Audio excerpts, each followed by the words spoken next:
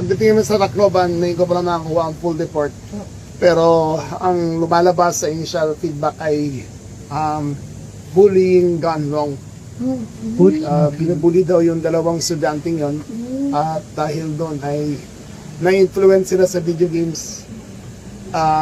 Ang titignan namin dito yung culpability ng tiyahin at yun ang magulang dahil nakuha nila ang baril ng nakakatanda sa kanila. Isang baril daw na hindi registered, fake ang serial number. But the mere fact na nagkaroon ng access ang bata sa baril, ang capability dyan ay nasa kung sino man ang may-ari ng baril. Sir, possible. We don't know, hindi pa namin masisigurado, hindi po kompleto ang case investigation. Pero sa ngayon lumalabas ay baril na magulong ang kanila. How about yung dalawang juvenile suspects? Isa kasi 15 years old, isang 14 years old. Wala matanda pero 15 years old mo talaga siya. I-determine pa ng DSWD kung saan siya ititindid kung tried as an adult.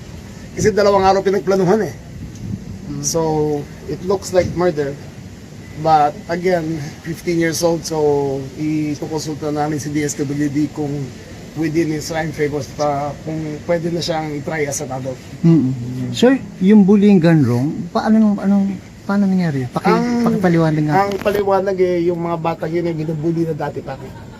Para nasobrahan na sila sa pagkabully ng mga siga sa classroom. Kaya pinasok na. We'd like to repeat na may mga pulis kami naka-assign sa lahat ng eskwelahan. Pero bawal kasi sa amin ang kapkapan ng bawat estudyante. So hindi naman talaga namin may iwasan kahit anong gusto namin. Hindi naman namin pwede kapkapan lahat. 2,800 students doon sa Tacloban. Hindi naman namin pwede buksan ng bag. Hindi pa, wala namang metal detector.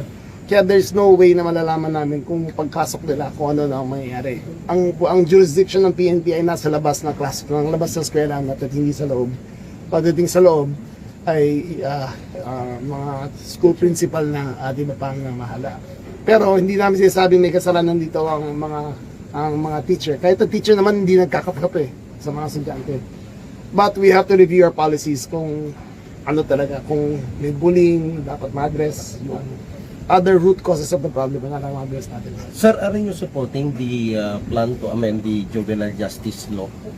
Yes, I am.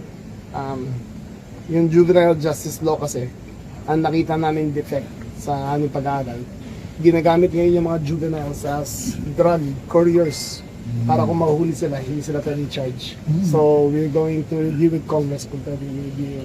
Up to what age, sir, ang preferred? Hindi pa namin alam if to talk to Congress about it. Okay? Thank you very much. Thank you, sir. Thank you. Sir.